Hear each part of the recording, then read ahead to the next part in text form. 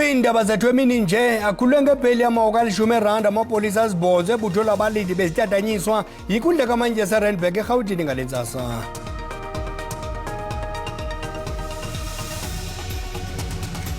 Ukanti lisahlatywa ngemibuzo ingqina lenkundla uKenneth Lambertus Stein namhlanje kwityala lokugetyengwa kwasenzo meyiwa. Kwezemidlalo usekela umqeqeshi weProteas uncome ukuzimisela kweqela lakhe emva kokuba liphinde laphumelela kulandela ukoyiswa yiJamaica kwindebe yehlabathi yomnyazi eKapa.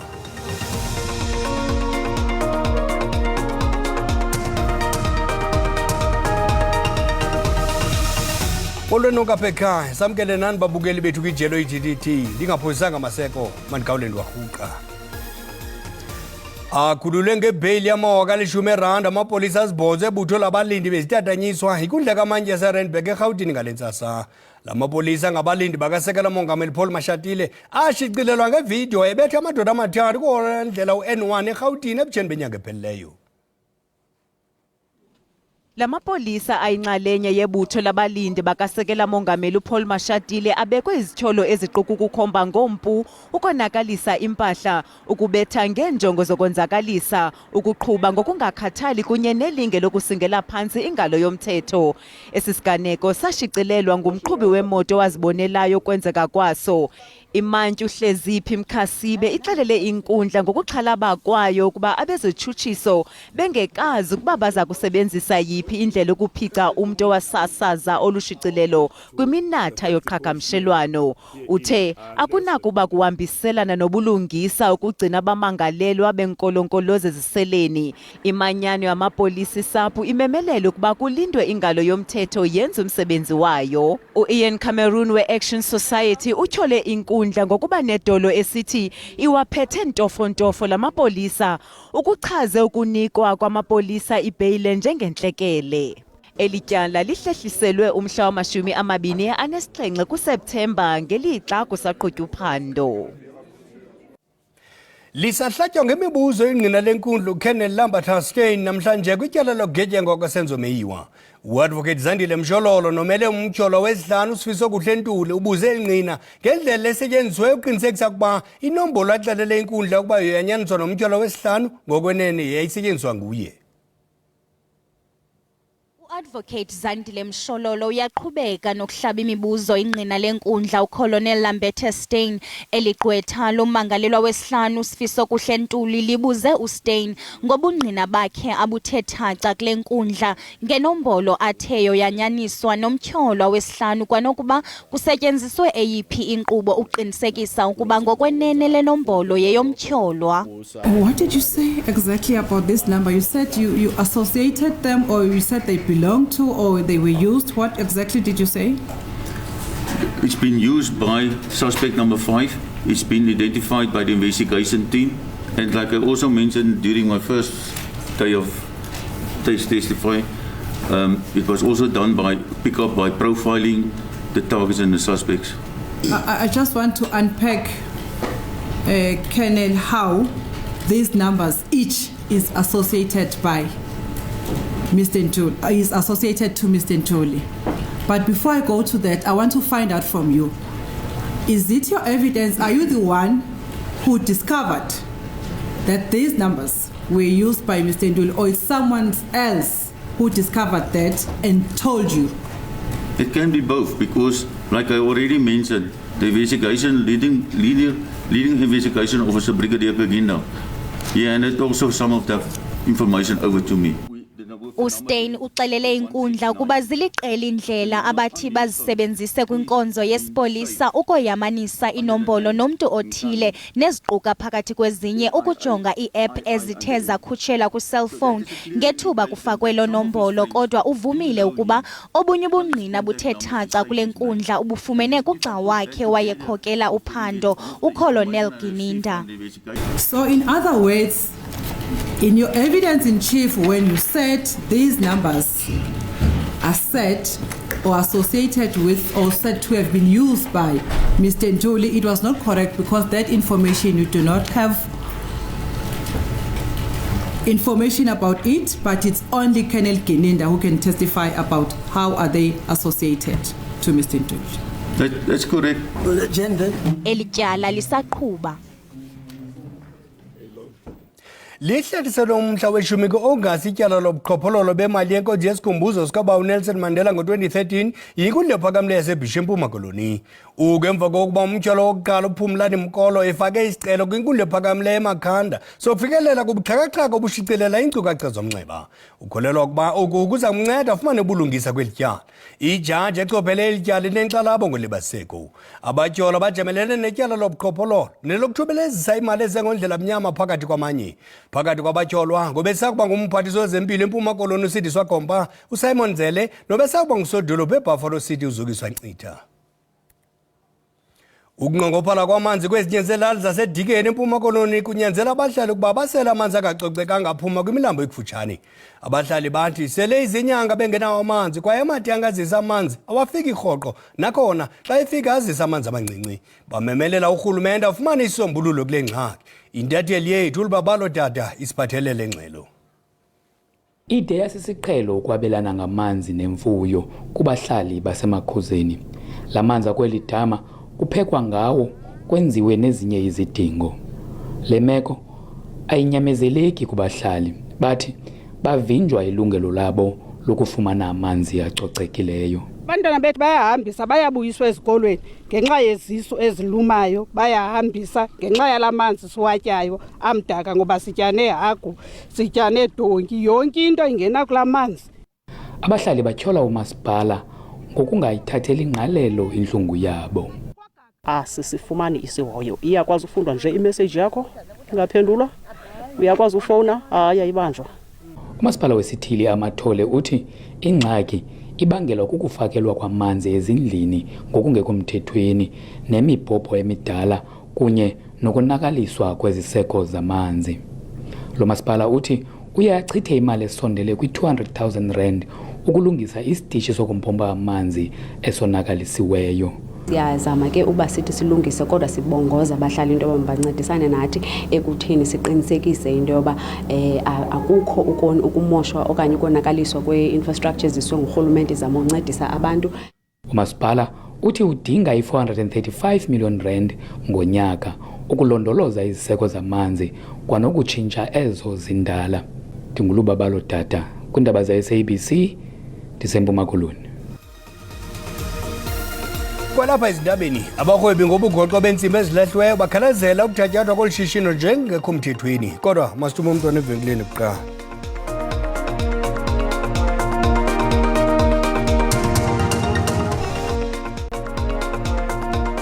Sinamkelo kwakhona kwiindaba zelijelo uyakwazi ukubukela kwakhona ezindaba kwijelo leYouTube uthi SABC Iindaba zesiXhosa. Kwinqaku lokuqala sithe akhululwe ngebheyili yamoka R10 amapolisa azibhoze ebutho abalindi bezitatanyiswa inkundla kamantyi yaseRandburg eRhawutini ngale ntsasa.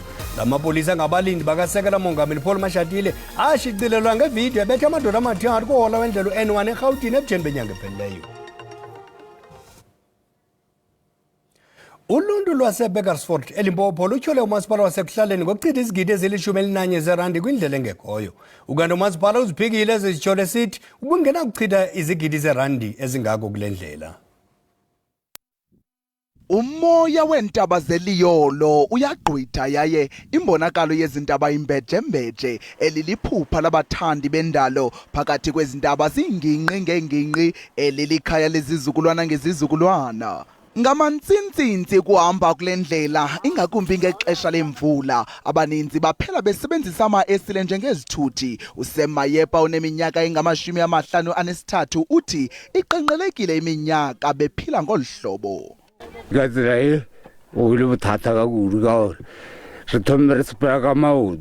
It has been hard with this road because we started walking this road as children going to school and carrying dead people because we could not use a hearse to bury them until we made this footpath in 99 until today.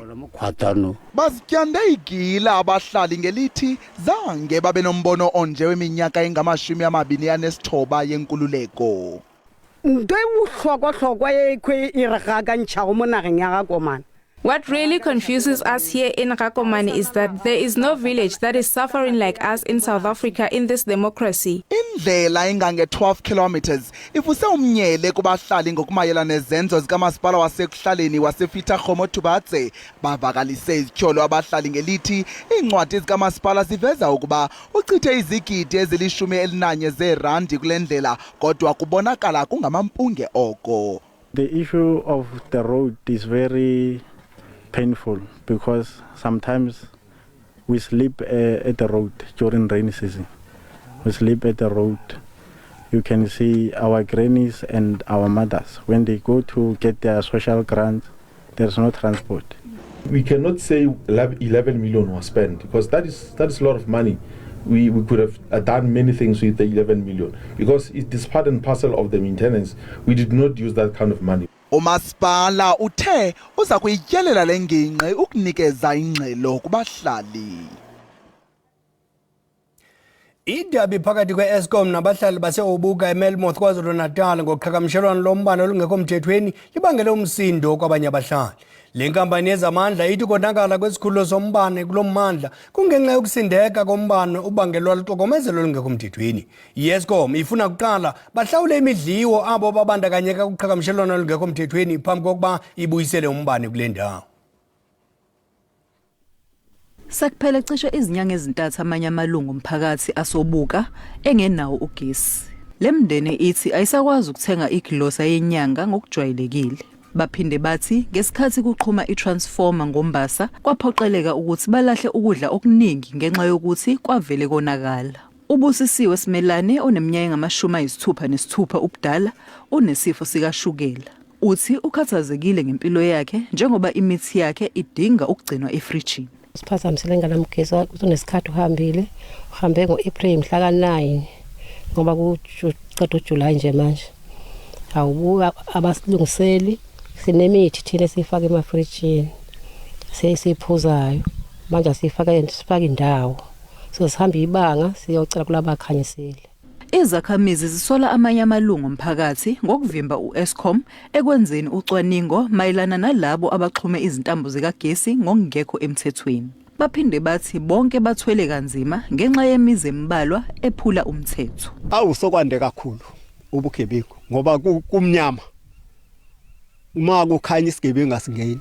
Kanti u-Eskom umile ekutheni kumele kulandelwe imigudu efanele ukuze kunqandwe abantu abaxhuma ngokungekho emthethweni. This is very costly for Eskom and it's also unfair for those paying customers.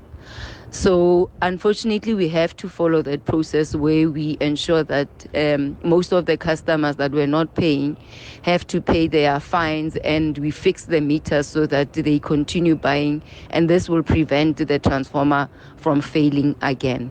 Njengoba kwanda ububha nalabo basokolayo bathi bayaphoqeleka ukuthi baxhume ngokungekho emthethweni. Usizi lwalomphakathi lubukeka lungeke lixazululeke maduze. NginguNonhlakanipho Magwaza ezindabeni ze-SABC eMelmoth. Abahwebi bensimbi ezilahlwe eMpuma Koloni baxhalabile ngokuthatyathwa kolishishino nje lungekho mthethweni. Bathi nangona kuyingozi kodwa le indlela yabo yokuphila. Uninzi lwabo abahwebi ngabasetyhini abakhathalela iintsapho zabo ngokuqokelela kunye nokurhweba ngeentsimbi ezilahliweyo. Aba basetyhini babeka ubomi babo esichengeni balala ecaleni kwendlela bedela ingqele eqhaqhazelisa amazinyo bazama ukuqinisekisa ukuba babeka ukutya etafileni. Zinsuku zimbini ngosilala apha nokutya besikuphethe kuphelile silambile siyagodola siba sezinkuni fumanise ebusuku uyabuya iqabaka iyacika nalomlilo siyarhalela urhulumente angathi angangenelela. Abasetyhini bathumela iintsimbi ezilahliweyo kwindawo yentengiso eseThekwini ngaphezu kweekhilomitha eziyi-250 ukusuka kumakhaya abo. Banexhala lokuba ukuvala elishishini kuya kuba sisibetho kuluntu oluhlelelekileyo. Sinyamezela uba sizamile uba kudla abantwana. Okwesibini naleyo bakuthiwe ezintsimbi kuzovala izicrapyard iyasihlukumeza ngoba siphila ngayo. Singahlupheka uba kungathiwa iyavalwa. Ayikho into engasinceda ngoba asisebenzi. iWestgate mna ndise-under age for urholo. Andikazurhola. Ngoku ngingahlukumezeka xa kungathiwa kuvalwa ezicrapyard. Kuhlatywa ikhwelo lokuba urhulumente ayile amaqhinga abanzi ukomeleza uphuhliso loqoqosho ekuhlaleni. There's a lot of things that rural women can do if one is in the farming business, but what is lacking is the infrastructure from the government. People now, what is needed, roads needs to be attended to, constant supply of electricity, water, and those things, basic things that people need there. If the government can support them as well, even financially, now we can see the economy growing from the rural areas. Uninzi lwabantu lufudukele ezidolophini lukhangela amadlelo aluhlaza. Iminyaka abakuyo aba basetyhini yenza ukuba kube nzima ngakumbi kwabo abangekakhuli ngokwaneleyo ukuba bafumane imali yesibonelelo yabadala. Ukuba elishishini libe lulwaphulo mthetho kuya kuthetha ukuba baphulukene nomthombo wabo wengeniso ekuphela kwawo. Izebediela seTransform eLimpopo iphelisiwe ukuqala ngoJulayi. Inkundla ephakamileyo ePolokwane ibicwangciselwe ukuxoxa lo mba wokuhlangula elishishini lezigidi zerandi namhlanje. Kodwa ufake isicelo abobambiswano lwase-Humansort nomphenduli Izebediela Fruits bafikelele kwisivumelwano sokuba inzuzo zale fama zipheliswe. Imeko yezezimali kwifama yeziqhamo zecitrus Izebediela ephantsi kolawulo olutsha isephansi kwesithokotoko. Ababandakanyekayo abaquka bezobambiswano base-Humanstop neZebediela Fruits bakuvumile ukutyikitya ukupheliswa kweli shishini. Umbutho wabaxhamli beenkqubo zomhlaba abadlulisela ulawulo lwawo ngo-2003 iBjatladi Communal Property Association bathi khange zifike kubo ezinguqu zakutshanje. The company Zebediela Fruits has finally liquidated voluntarily. So there was apparently no need that the matter should come before the judge here. Amaqela ayexelelwe malunga nokuvala le ndawo ngo-April. Iingxubakaxaka zezezimali zaqala xa le ndawo yaxakana nokubhatala amatyala angaphaya kwe-170 million rand. Ukanti kubaxhamli bomhlaba ikamva libonakala limfiliba. The workers will be without work. That's worse.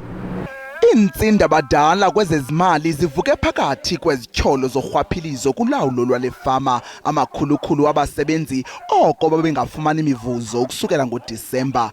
Lo mhlaba ube uphantsi kwezicwangciso zokuthatyathwa ze wabuyiselwa kubanini iBjatladi kwiminyaka engama-20 eyadlulayo. Kumanqanaba aphezulu phambi kokuba lo mhlaba uthatyathwe le ndawo yayiyeyona inkqenkqeza phambili kurhwebo lweli.